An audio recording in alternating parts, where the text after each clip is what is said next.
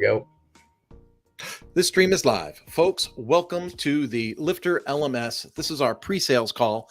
Will and I will be here for the next hour or so. We're here to just help you get started, right? So if you're new to e-learning or working in WordPress and you've got some questions you'd like to bring to the table, we'd love to try and help you. Now, this will be streaming on multiple channels, so feel free to use the comment section, put in your questions, tell us who you are, where you're from, and any questions that you might have, and we'd love to jump in and help you. And in the meantime, Will and I might banter around a little bit, make it like a show for the people at GoWP that watch this for entertainment, or maybe, just maybe, we'll dive into either our support strings or Facebook or our YouTube comments to look for questions that we might be able to address with you here and add some value along the way. How's that? Yeah. That's perfect. Perfect intro. Let me change my name. I'm calling in from Tennessee today. I gotta somehow in StreamYard here I can change my name. Tennessee, Tennessee, Tennessee, Tennessee. I know you still don't think that's funny. It's an old song.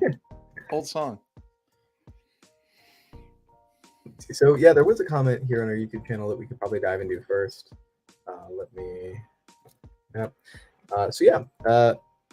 Hello, I want to buy LifterLMS, but I'm confused whether you guys provide a native app or not. If not, what are the alternatives? So that's a question that comes up a lot. Whether we can integrate into an app, what kind of app options are available for Lifter, and what's the best way to go about doing that. And I think it comes down a lot to why do you want an app? Like, what are you trying to do with an app? And a lot of LMS site owners who ask this question want to create an application that people can download on their iOS and Android devices and run through their courses, run through the quizzes, run through the membership to access the content, and basically run the entire website through that application. But that's usually a super complicated setup to deploy. And even if you were to use like an LMS and app integration to do that, it can be a bit finicky because applications on a phone will run offline, and LifterLMS sites usually want to be online. They want to be talking to the database, reporting students' progress on quizzes and all that kind of stuff. So not only do you have to recode the application to work on a mobile or on an iOS or on an Android device in a different coding language than PHP, what WordPress is built in, you also have to take into account that someone might be on their cell phone taking a course, and then that needs to sync up to the database and stuff. So there's a lot of complications that people get into, and sometimes these app projects can take, like $10,000 to build. That's not uncommon to hear quotes like that. And so we usually recommend directory style apps where you download the app for iOS or Android for your users, and then that will send people to different parts of your website. So you could have it's almost like a link tree style setup where you have different buttons linking to different web resources. But usually we encourage people to stay on the web, stay in Safari or Chrome, accessing the website. I don't know. Kurt, what are your thoughts on apps? I know this is something we talk about pretty frequently. Is there anything else there? I think you got to be really, okay, so I'm just going to say it and it's going to sound mean, but I think you got to be pretty full of yourself to think that you need an app coming out of the chute. You know what I mean? Like, it is so difficult to build an online presence, an online audience, an online influence through, you've got all your channels, right? You've got YouTube, Facebook, your own website, social learning tools that you might do with LifterLMS. You've got all these tools. And then you're like, well, I need to have, I need to have a mobile app. And it goes, well, to your point, well, why? Like, what's the reasoning there? Because if you were to ask the average American, to add another app to their phone, they're like, why in the world would I do that? Like, there's discounts at the grocery store that I could get if I downloaded Kroger's app. And guess what's not in my phone? Kroger's app is not in my phone. It's there's only so much bandwidth that people have available to stick stuff in their phone, and they've lost patience with trying to do that on a wholesale basis. Now, the other thing that you can do, which a lot of people, when I started asking the question, why do you need an app? Why? So when I get to why, it became ease of use. It became not ease of use, but ease of access. They wanted it to be quick, right? They wanted people to see an icon, click on it, and go to that. Well, if that's the case, your website any website can have a mobile icon on the home page of the phone. You just have to save that link to the home screen, and then it adopts the help me, the icon at the top of your tab. What do they call favicon? Oh It yeah. adopts your favicon as your mobile logo. So for instance, I have a Mañana No Mas icon on my phone, like on my home screen. I have a Mañana No Mas icon, and when I click that, I go to the Mañana No Mas portal for my clients. Is it a mobile app? No.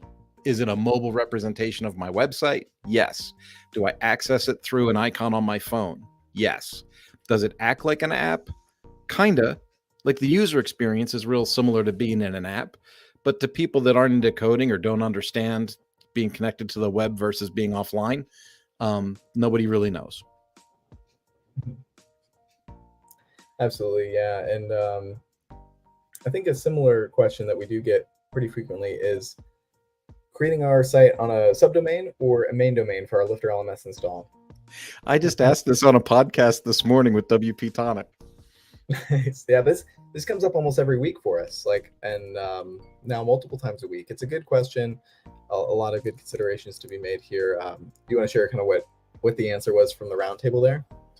Well, it wasn't the roundtable. We had the gentleman that was like kind of doing SEO and content for Kinsta, and now runs his own plugin company with his brother. He was on, and he is like really big into AI and content generation and things like that. And he said everything should be on the same URL unless there's a real extenuating circumstance, right? Like everyone has a purpose for doing something. But like if your question is, should I be xyz.com/academy or should I be academy.xyz.com? He was like, yeah, just make it the / and have at it. Keeps everything together, helps with SEO, groups content together, does all kinds of things. Yeah, and I think subdomain is a little bit easier to optimize for like technicalities, but I like to keep things in the main domain as much as possible to get as much SEO value going to that main domain. I'm just interested in kind of optimizing different way. Like if you're at the point where making those optimizations as to like, should it be on the subdomain for performance or should it be on the main domain for performance are important considerations, you could just contact a web hosting company and have custom resources sent to your homepage. So like your homepage might load faster because we're not loading the LifterLMS plugin. We're not loading, other scripts that we don't need to be loading to send the homepage. Like if we're getting into that kind of optimization, I think we could just have that conversation with our web host for loading different web resources instead of trying to keep it on a subdomain, main domain separation. And there's other reasons. There's like sometimes a corporation wants to have their marketing site look a certain way, and then they want their internal training site to be notably different so that there's like a wedge driven between their retail and their internal presence. And I understand how people want to change design or change appearance or isolate things. Like in corporate speak, there's a lot of silos, right? So there's sales, there's after sales, there's marketing, there's branding, there's all these different things.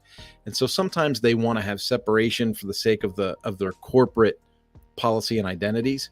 But still, if you're looking to promote your content and you're looking to bring eyes to your content, keeping things in one toy box tends to work a little better, I think. Yeah. Absolutely. We hit a lot of good stuff. This is something Chris announced in the Facebook group: prevent cheating and reinforce learning with question banks for quizzes. Question banks just released as a new feature for LifterLMS Advanced Quizzes add-on, announced about 6 hours ago. So I'll spin up a demo site here in the background, and we could probably come back to this question. I'll put a star on. Yeah. Here comes the panic. What do you mean there's something new? What? I need the details. Tell me more. How do I code it? How do I change it? Yeah. I'm excited for this. I haven't touched this feature yet, so we'll get like a live demo of Will and Kurt looking at it for the first time. But in the meantime, as I spin that up in the background, Kurt, do you think you could touch on how can I protect my content in my LMS site with Lifter? So I assume this is about like maybe preventing downloads. There's a lot of content protection layers. Like even LifterLMS itself is a content protection layer by putting your your content behind a membership or course paywall. But I guess, Kurt, do you think you could dive into some of the different layers and content protection options? Yeah, there's going to be so many different angles to take a look at content protection. There are some instances where, quite honestly, you shouldn't care.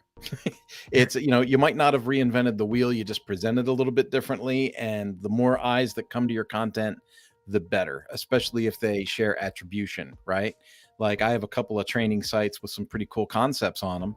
And every now and then, I get backlinks or leads or something like that because somebody has shared my content. And in that kind of instance, that's the bonus, right? That's kind of like what you'd like to see happen. But there's other things that people are concerned about. So let's say you want to protect your content and keep people from copying and pasting it somewhere else, whether that be your blog content or, lesson content or something like that. Now, keep in mind, people could do a screen capture. I mean, if somebody wants to really work hard to steal your content, they can steal your content. If it's on the internet, someone's going to figure out a way to grab it. Okay. But we do have a feature in the LifterLMS menu for content protection. And I believe it's in settings and it's under, I think it's in general. Yeah. Let me do a screen share real quick and I'll show you my screen, show you where that's at. Shared screen. Let's go for a window. I should have put it in the other window is what I should have done. So that way you don't get my infinity look here. That's a very attractive look. Let's go over here to my demo site. I'll open up the demo site from the home page so that you can see that we're starting on a fully populated demo site. And I'll go to dashboard. In dashboard, we're going to go to LifterLMS because there's multiple menus that are for LifterLMS. So you want to go to the main menu and then you want to go to settings. So if we take settings and we look at the general tab that's right here underneath settings, the general tab tells us right here who has the unrestricted preview access. So administrator, LMS manager, instructor, instructor's assistant. These are the roles that have unrestricted preview access. So if a course was made private, no one can see it but those 4 user roles. The next thing down is content protection. Prevents users from copying website content and downloading images. And so if you untick that, you open up the site. And if you tick this, obviously you close it down so people can't take stuff. Whenever you make changes in settings, you always want to click save changes. And now if we were to go to areas of the website and highlight and click, I'm going to say I'm an administrator, so I'm going to be able to copy that, but a user would not be able to copy our content. Does that make sense, Will? Yeah, for sure. I think that's a good example of the next thing is like videos. And so a lot of people say, well, I don't want my videos to get taken. Well, where are your videos hosted at in the first place? Are they on YouTube, Vimeo, Wistia, Adillo, bunny.net? I mean, there's all these places that video actually resides, and you're really just embedding it with your website. And so you can remove the right click and the save accesses from your site. But in some cases, you also want to use the security measures that are in wherever you're hosting your videos. Now, most people that host on YouTube understand that that's a Google monolith and anything can happen over there. So if you are in Vimeo, they've got some tools in there. You can prepay for some premium tools for security. And then what's the one that Philip used? What was that one called? Oh, Video Cipher. Video Cipher. Video Cipher is a pretty active way to lock stuff down on your site. Again, someone could do put your website into a Zoom window and record the Zoom window, or, could do a Camtasia screen copy, or if someone wants to steal the content and they're industrious, they'll figure out a way to do it. But to keep honest people honest, there are those tools that you can activate. Right, and Video Cipher is probably the one that has the most security features that I've seen. Like if you're interested in like the total security, I remember Philip, who Kurt mentioned, is a Lifter customer who shared his screen to show us Video Cipher working on our LifterLMS office hours Zoom session. So he was sharing his screen in Zoom, and the video was just black on the screen. We couldn't hear or see it, and he was like, "I'm trying to show you, like I have a video here," and it's just like so. That platform has so many security features embedded where he couldn't even show us a demo because it was causing the software to realize that the screen is being shared. So they do a lot of work with security, including even putting the watermark of the current logged in WordPress user's email on the video. So if they were to do what Kurt had mentioned, where they record their screen with their own software or even with their phone, their email is on the screen, so they're not going to redistribute that video because their email is on the screen as to like who recorded it. And so, but there are probably ways to be even more industrious and get around that with, like, putting a little rectangle on the screen to cover the email or something like that. But security is always one of those things where there's different layers and different degrees you can go with it. And I think if you're like super interested in the video cybersecurity, I think of security like related to houses. Like, you could put metal bars over your windows and that would make it more secure, definitely. But what do you want to sacrifice in terms of user experience to add that security? And that's going to be a different answer for each context, for each use case. And I always drive back to revenue whenever I can, Will. When I think of learning and membership sites as revenue generation tools, the idea is to create margin, right? The difference between cost and retail, right? The difference between what you spend and what you collect. And so all of these tools that we mention, they come with a premium price tag in most cases. Not if you have Lifter and you turn off content or you turn on content protection, obviously that's part of the Lifter platform. But if you want to sign up for Video Cipher and sort of premium video hosting and stuff like that, there is an expense to that. So you want to make sure you weigh, what's your revenue, what are your potential sales, what percentage of content do you really believe is going to be, taken or used for nefarious purposes, and then make an educated decision based on fact, not emotion. It's really difficult in the learning space to not become emotionally attached to everything that you create because, you're proud of it. But, in reality, when we get back to business and facts, that's kind of helps me make my decisions a little more clearly. Yeah. And I think one of our most successful LMS users who's currently in our space has all of her content on YouTube. So it's like all of her course content is on YouTube, but then she did incorporate H5P. She did incorporate certifications. There are benefits to having the content on her LMS website in a curated way with live coaching sessions and all this stuff, but the content is freely available. And so that is just such an interesting use case where I think a lot of, and this is sort of a kind of an experimental thought, but a lot of what we talk about in the learning space is the protection of content, as if the content is inherently valuable. But it seems to me like more and more as I experience the space that it's the learning that's valuable. So creating that curation and learning experience is where the value in the LMS lies, for being able to charge for the LMS and stuff like that.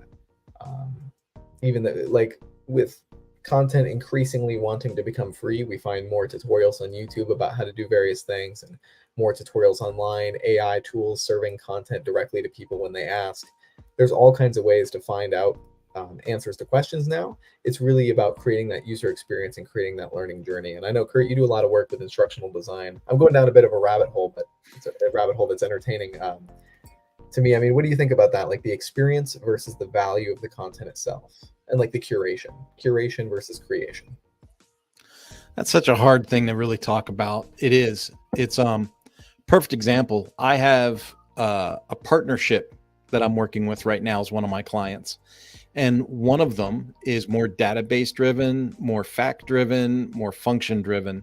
And the other partner is the artistic one, and they're both great dudes. They're both awesome dudes. I love working with these guys, but there's a difference, right? So one's more like form, function. What fields do I need to fit into the lesson template? Things like that. And then the other guy is more like, before you touch anything in the website, I'm going to need to see some mock-ups.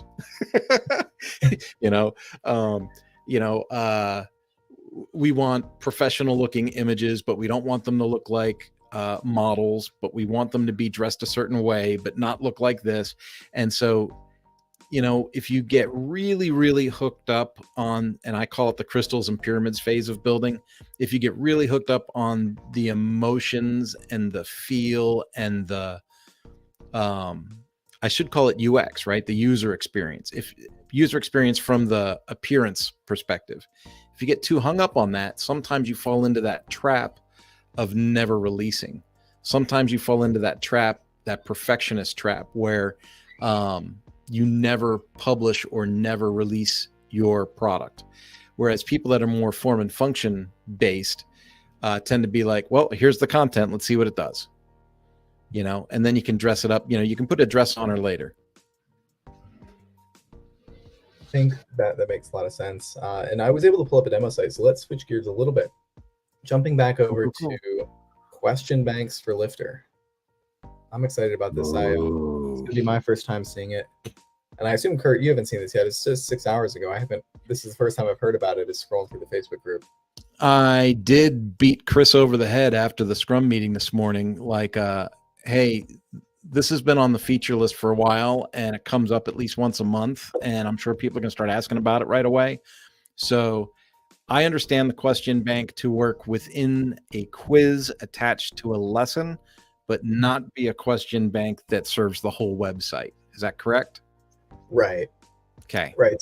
So this is question bank, the total number of questions included in the quiz variations. So that's going to be like, out of these questions listed below, how many are we going to randomly pull for each quiz attempt?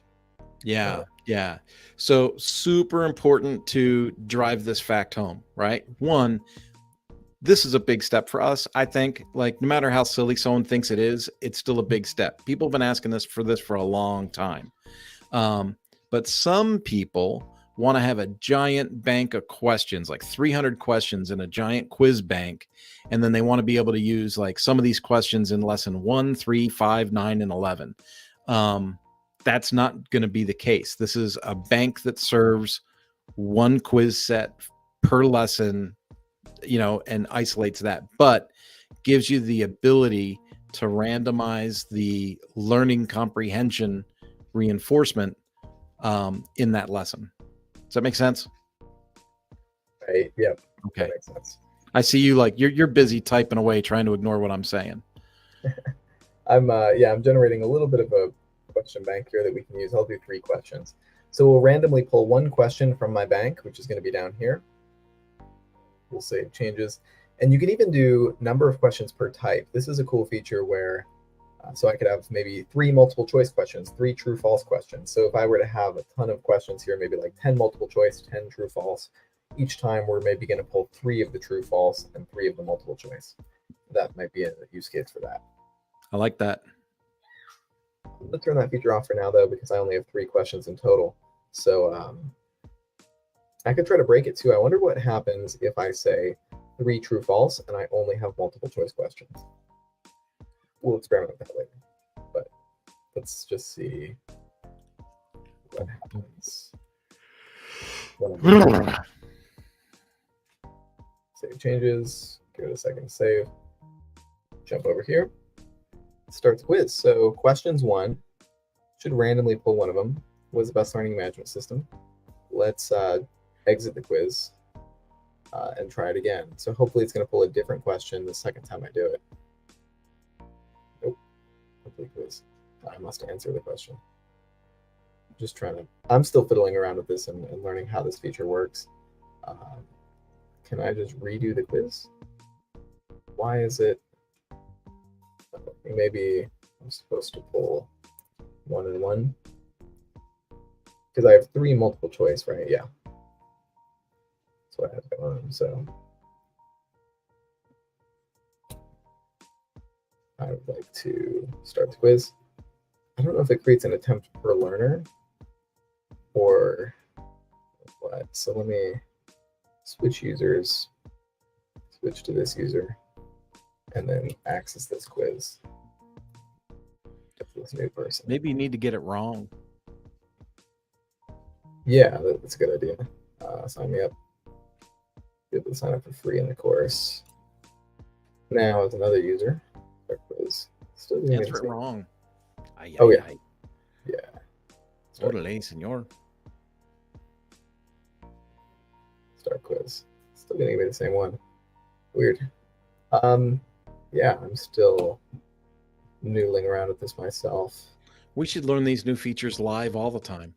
Yeah, I mean that's what I did with the private site, Lifter private site add-on. And that one worked pretty smoothly for me. I'm probably just messing up how I'm supposed to set this up. Question bank. Enter the total number of questions included in all quiz variations. Let's try 2. Reset it from the default value. So view the quiz. Oh, and I probably want to turn this feature off. Save. Oh, did we not turn the feature on? Oh no, I have it on there. Question bank toggled on. Let's see, start quiz. So I should have LifterLMS. Colors the sky blue. Complete quiz. Oop, not good support. The buttons. It's okay. There you go. So there's a new, different question. Yep. Okay, so that switched the order on me. So let me just keep doing this. I should see my third question about the number and the sequence at some point, right? Get Start something quiz again. wrong. I'll get that one wrong. Red. So I should get 0%. Start quiz again. Get that wrong. I wonder if it's querying just the questions in order. Like, that's what I'm thinking. Since I'm not, I have my third question down here about number of symbols in the sequence. I wonder if it's just only grabbing the first 2 questions and then randomizing those. Do you have randomized selected in the quiz selections? I don't think I do. Right, there's a...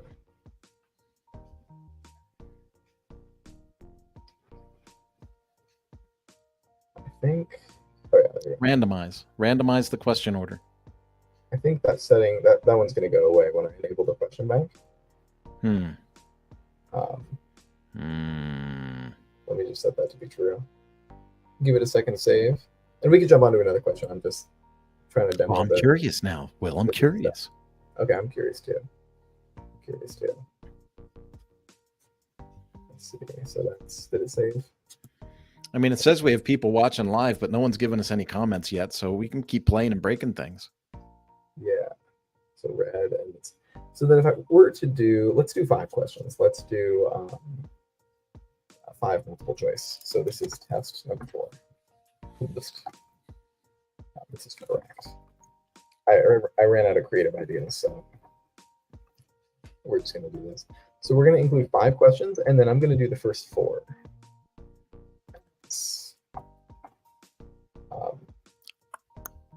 As options. So we're going to do, this one's actually going to be correct. This one is incorrect. So as a test, I'm expecting to never see answer 5, right? Because I'm going to say, give me 4. Give me 4 of them. Okay, so questions 4. Okay, so how many unique symbols? There it is. So this is 1 unique symbol, 2, 3. So 3 unique symbols. This is number 2. The sky is blue. Then you have test 4. Okay. So then I'm expecting if I generate this again, I'm just never going to see question 5. Okay. Like it is mixing them up. It's randomizing the order. There's number 2, but I'm not going to see question 5 ever. Yeah, so it's something in the system's querying only the first 4 questions. That's my thesis. But yeah, that's good to know. I'll file just a report on that. Unless the random number gods are against me today and just giving me the perfect series of randomly generated questions to mess me up. Well, let's jump on to another question real quick. I'll write down a note about that in the background. I don't understand the difference between Stripe for LifterLMS and WooCommerce Stripe. This is a question from our YouTube channel. This is a common one. How do I configure payments for my website, and what are the payment options I have for my website? So, yeah, I don't know, Kurt. Do you? I have a way to answer this. Yeah. When I was a kid, I used to go to Sears. Okay. Mm-hmm. And my mom would get me those Sears and Roebuck Husky jeans because I was a short, fat little kid, right? And in my mind, I always thought we had to go to the cash register where the boys' jeans were sold. But if you remember going to Sears as a kid, which you probably don't, Will, There was a cash register, at the women's clothing. There was a cash register at the garden area. There was a cash register by appliances. There was a cash register at the automotive center. And so if you start to think of your payment gateways as just cash registers, I could have paid for those jeans at Sears at any one of those cash registers. It wouldn't have mattered, right? And so when I think of the payment gateways in a site, I think of, well, yeah, LifterLMS has a payment gateway, right? You can do Stripe for LifterLMS. There's also a payment gateway for, Stripe and WooCommerce. Well, if you're using WooCommerce as your cash register, you can send all of your customers to that cash register. That's not a problem. Like if you have an integration for WooCommerce, you're integrated with WooCommerce and you have products that are tied to the access plans properly, I would recommend that you do that. Could you do two different payment gateways on a website, have multiple cash registers like a department store? You could, but it's not very efficient. And for, tracking customer experiences and refunds and junk like that, it's a lot easier to have things in one place. Will's like, I'm still trying to Google what Sears is. Yeah. That's what I'm doing in the back. Yeah, I'm writing out a advanced quizzes recreation steps. But and WooCommerce has a lot of considerations as to why you might want to use Woo, why you might not want to use Woo. If you're looking for tax collection, you're looking for a cart feature, you're looking for mixing physical and digital products, WooCommerce can be a very valuable setup for you. I prefer to use LifterLMS Stripe out of the box because most of my sites are just digital sites. So I'm like, you're buying one course at a time, one membership at a time, and it's just direct to Stripe. And it makes it a lot easier for me to manage my accounting, my sales, and my reporting. I avoid WooCommerce when I don't have to use it. And also there's the recurring subscription issue with WooCommerce where you do have to buy another product to make that work. And so like I'm sticking to Lifter Stripe most of the time, but then there are those use cases for WooCommerce that are very there's a lot of use cases, like if you're using, cart flows or something like that, and you're looking for upsell at checkout or downsell at checkout or bundling or different, there's options that you can do with a really aggressive, professional cart system. But if, to Will's point, if you're just selling digital content, if your courses are the only thing that you're really actively marketing, the simple membership payment gateway through LifterLMS is like a dream come true because it's really simple and easy to use, especially if you stay with Stripe. Right. And one thing I wanted to highlight was a tool I used this week for LifterLMS. Let me see if I can find it. It was a way, this is an integration with Lifter that's on our store that I hadn't used before. And I used on a client site for the first time this week. Let me see if I could pull it up in our third-party section. Share my screen. Move my tabs. Man, I got so many tabs and windows going right now. Boom. Share screen. Stop screen. Present screen. Present this window. So here's the third-party section of our store. I was looking for the elegant modules, I think is what it was called. Let's see. So this one was where if someone were to abandon checkout with LifterLMS, they could send them an email, and it was a super nice integration. Let's see.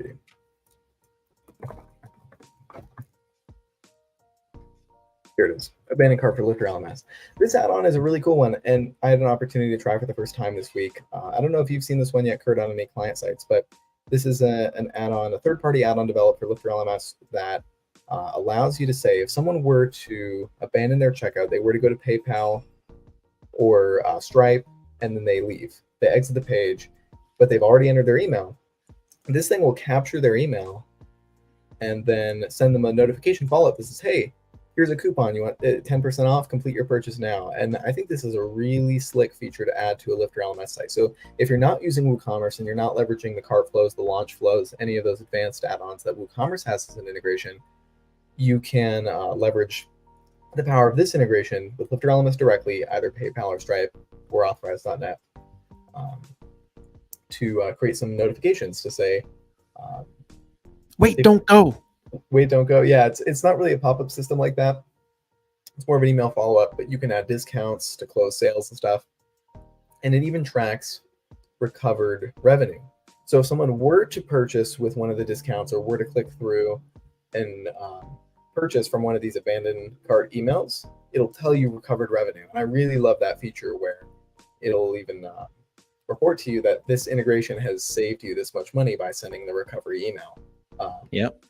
As a business owner. So I hadn't seen this one before, but I wanted to highlight it as a really, really slick integration.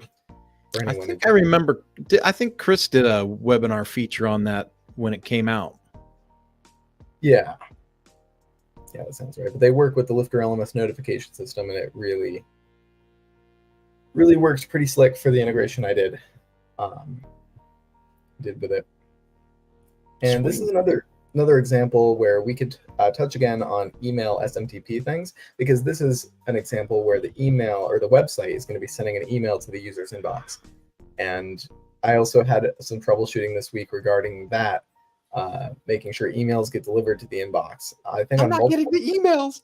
multiple client websites, I'm not getting the emails. Some emails come through, some emails don't come through, and that's because there's different categories of emails. You got marketing emails, transactional emails, lost password emails are usually going to come through to the inbox that are transactional emails. But in this case, they were actually using one of the CRM integrations in the backend of WordPress. There are a few plugins that integrate with Lifter, Groundhog, and Fluent CRM. They have their own LifterLMS integrations to say when somebody enrolls in a course, add them to this automation in the CRM, or when somebody enrolls in a course, give them a certain tag or send them an email. You can set up all kinds of cool stuff with those. But what was happening is the confirmation email was coming through to the end user to say, hey, thanks for signing up to the website, confirm your email address here. But then the actual email that is like the welcome to the course, here's your details, that was sent out through the CRM system was not coming through. And so it was weird because it was the plugin itself that was sending both emails. The same plugin sending two emails. One of them was coming through each time and one of them wasn't. And it turns out it was because the confirmation email has certain text in it that makes it more likely to come through in the inbox to confirm an email. But then the marketing email was still getting declined by the inbox provider. So we needed to set up an SMTP solution to make sure we were sending from a trusted server. And that can sound a little bit advanced. We did a webinar with SendAVP where we talked through why some of these emails don't make it to the inbox and what the different types of emails in WordPress are. So if you want a full in-depth hour-long presentation about why that can happen, we do have that available. I think Matt Pritchett from SendAVP was who we did the webinar with. But the short answer is usually you need a sending server, an email sending server, an SMTP service to send your emails on behalf of your website. Because web servers, when you buy your web hosting through WP Engine or Cloudways or Bluehost or whatever website host that you're paying to host your website, they're usually not configured to deliver emails optimally. They're configured to deliver HTML content, CSS content, JavaScript files. They're serving your website itself. They're not trying to send emails, make sure the emails get through to the inbox, validate your domain. They're not set up to do that. So having that SMTP service in place will help. It's just like how a lot of web servers are not configured to deliver video files, like your MP4s. You don't want to upload those to your media library and deliver a 200 megabyte file because usually your web host is not going to be optimized to deliver small pieces of that file at a time to make sure the page loads quickly and users can stream the video. So you'd go to a service like YouTube or Vimeo, which are dedicated video hosts that are prepared to stream video files, those MP4, MOV files. They're ready for them. And so it's the same thing applies to email. That email is something a server can do, but most web servers are not configured to do it. So an SMTP service is usually necessary if you're facing issues. Sometimes the IP address of the web server you're hosting on is perfectly fine. Like there's never been any spam issues in the past. There's never been any issues regarding trying to send 400 emails at a time from that server. So Gmail hasn't identified that IP address and said, nope, block these. There's never been any validation issues. So you might be fine just sending emails from your website out of the box, but then one day it might just randomly break. And it's like, we didn't change anything. Why did it break? It might be something like that. So having an SMTP server is the correct thing to do, but sometimes you can get away if you have a good server for a while sending emails from that server directly. So it's marketing emails. Yeah, I think about how long the Mañana No Mas URL's been out, and I still have issues with some of my emails, not from my website, but emails from my Outlook or from my Thunderbird going to people's spam boxes. And I was on a shared host for a long time before I upgraded my hosting. And I can't help but wonder if I lost some, URL credibility on that shared host. Right. And there's different levels of credibility, like your domain name itself. You have the server that you're hosting on, and then the credibility of the server that's sending your emails. So there's a few different levels of credibility where the email could be blocked by an inbox provider like Gmail or Yahoo or whatever. There's a nice comment on our YouTube channel from the week. I wish I knew about you earlier. What was that on? That was a video about how to write a book that generates leads and sells. They were just talking about you in particular, buddy. I wish they would have known about you earlier. Absolutely. There's a comment from Kurt. This is good stuff. Meeting the needs of the course creator and user. That's on our Feature Friday last week. Feature Friday. So this is a longer question. Let me paste this in the chat. Our YouTube channel. I'm setting up a course subscription site that doesn't sell products. So with the Earth Bundle, I don't need WooCommerce or WooCommerce subscriptions. Does that only work on making membership subscriptions? Or does it also work with courses? Shazam. Yeah, that YouTube breaks it up if the comment's too long, so that's why we have two of them there. Works on courses and memberships, and you can have up to 6 access plans for each product.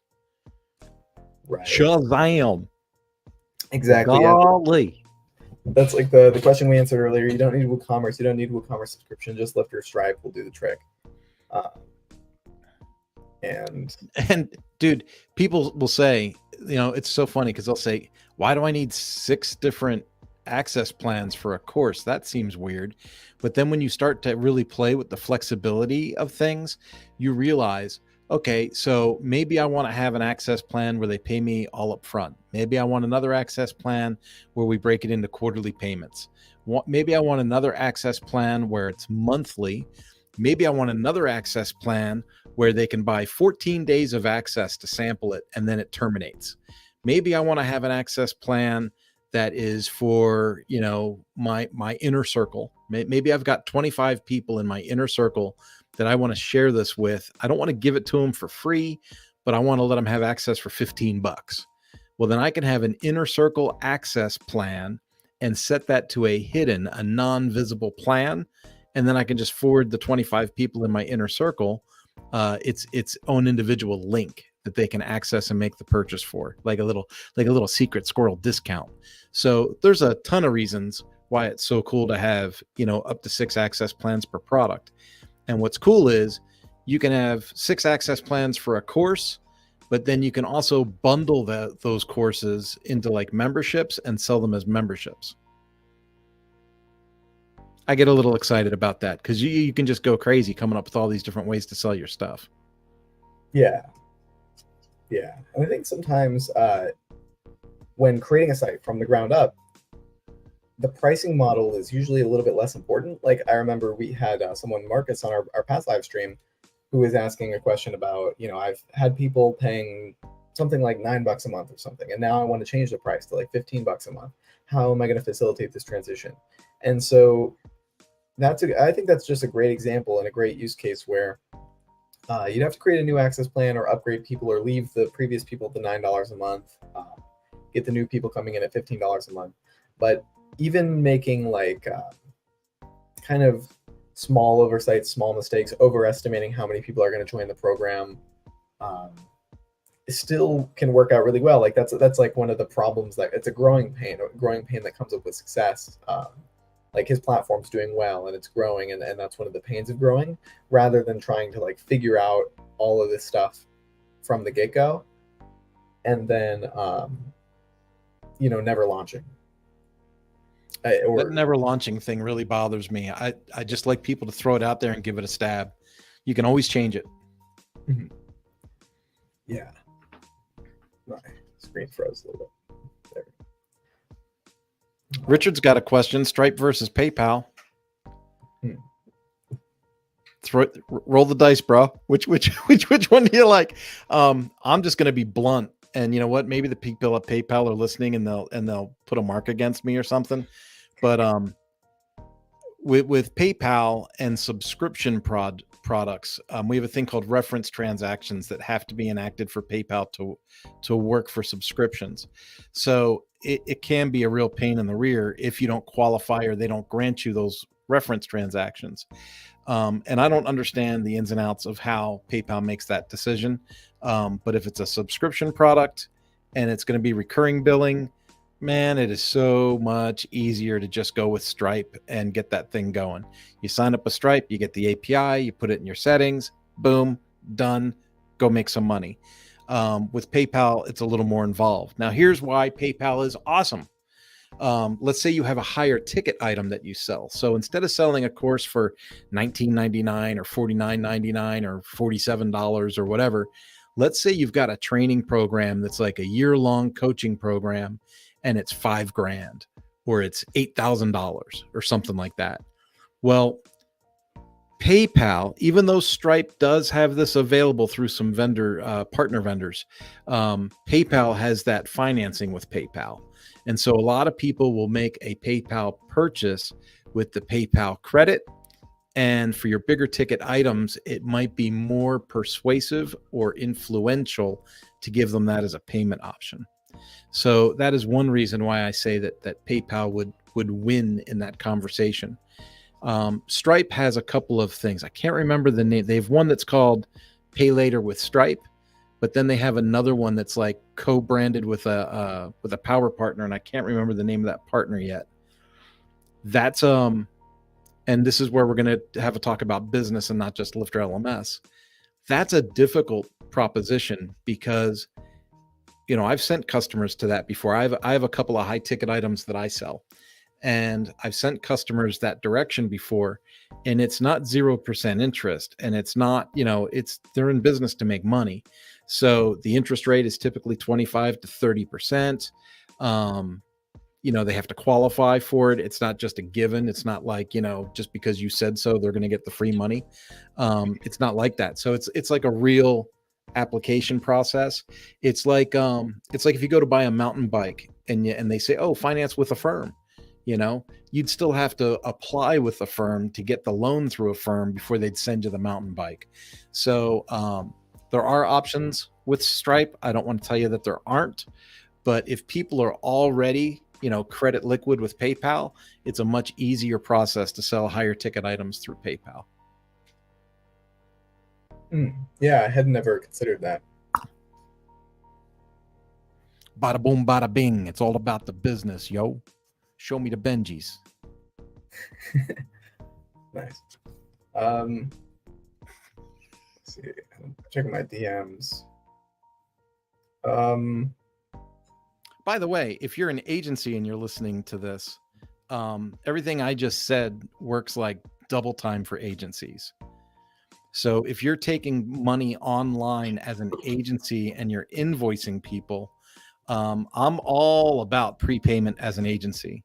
To do the work and then have to send people multiple invoices to get that mere pittance back for the work you put in is really, really frustrating. So people that work with me typically pay up front. And if they need the financing, I don't extend the payments. I let someone else extend the payments. So someone that owns an agency, I'm not in a financial position to just extend credit to everybody. So I look at it like this. Hey, if PayPal won't give you a loan, who am I to give you a loan? So that kind of stuff really does work. Yeah, and that's probably going to become more of a thing in the future. Typing out comments, but where there's like the different levels of credit. Like that's almost like a level of credit where you can pay over time.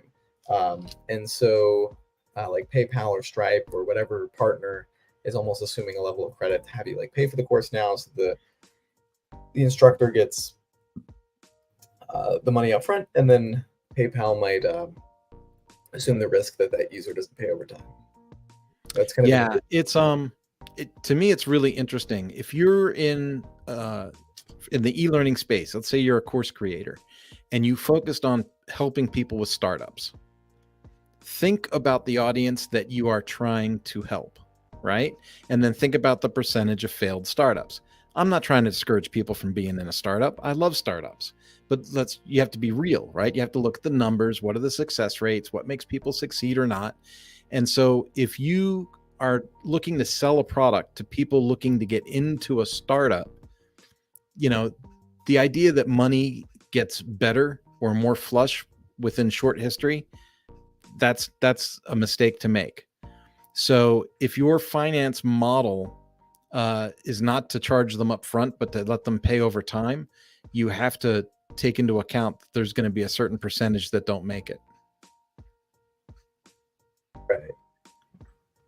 So, it's such a hard way to say it, but like some people will say, oh, join now for $50 and then pay $500 at the exit.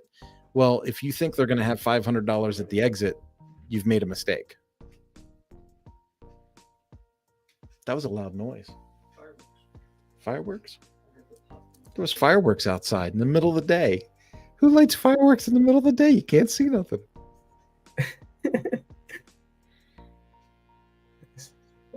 Well, cool. I guess we got about 5 minutes left. Let me see if there's any of these questions I missed.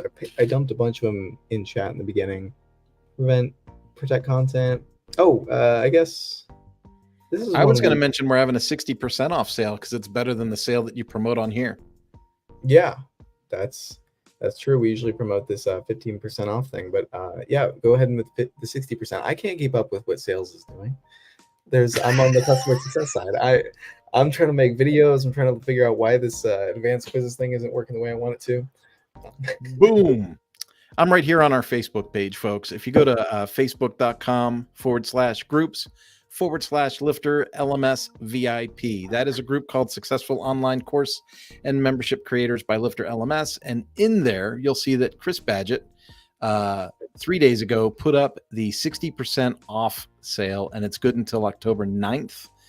You'll want to use the coupon code for that, which is SAVEME60. You want to go to SAVEME60. So if you want to go to LifterLMS and make a purchase, you'd be able to save 60% off up until October 9th using that coupon code. And I can't stress enough, this is a really active Facebook page. As you can see, I kind of scrolled all the way down to get that for you. If you're not currently using our Facebook page, jump in there, do the like thing, try to join the community, and we'd love to have you. Awesome. And I guess, do you have any advice for users? This is a good way to end the call. Do you have any advice for users who are trying to set up their site? Do they go with the Earth bundle, Universe bundle, Infinity bundle? Like, what are the different needs at the different levels of bundles that we have on our pricing page? Like, maybe you've tried the free plugin, you've tried the dollar demo, and now you're trying to figure out which bundle's right for you. My advice, Will, is different than people are probably expecting. If they already have curriculum made and they can copy and paste it and put their course up, man, no, what are you waiting for? Like, just do it, man. Hook up a payment gateway, get your marketing on point, get some email sequences going, build your list. Like, yeah, jump in 9 feet, have at it. However, if you're like, hey, I really got a great idea and I want to start working on a course and I want to start putting some things together, then I would say, hey, don't spend a bunch of money and get wrapped around the axle and give yourself a bunch of anxiety. Download the free core plugin, get access to the course builder, and start to build your curriculum and get an idea of what your idea looks like in action, right? Because a lot of folks buy the package and they start working on like home pages and about us pages and contact us pages, and then they never get to the core of the matter, which is actually building the course. So build the course, get the outline done, do a syllabus. There's AI tools to help with that. We have hopefully an upcoming tool that helps with that. Get your idea stretched out and figure out how you want to present your course and your lessons. If you've got that, don't wait.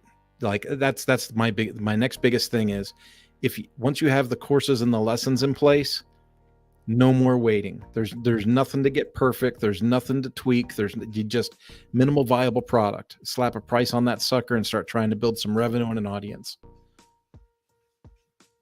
All right. And do you have any ideas for people? You've done a lot of work with other LMS systems. For people who are considering another LMS like TutorLMS, LearnDash, Lifter, like what should they do to figure out their best path forward? Sample them if you can.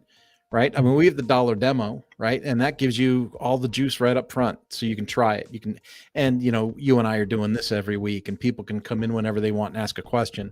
You don't see that with too many other providers, right? So for me, I'm like, yeah, LifterLMS all the way. I'm super gung ho. I was a customer before I was Will's partner.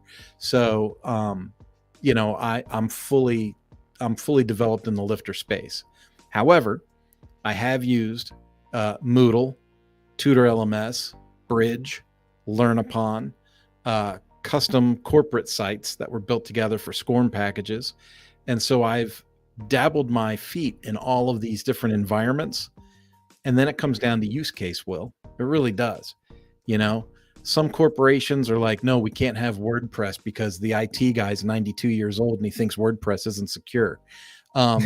Just because the guy hasn't read an IT magazine since 1999 doesn't mean we're the wrong choice.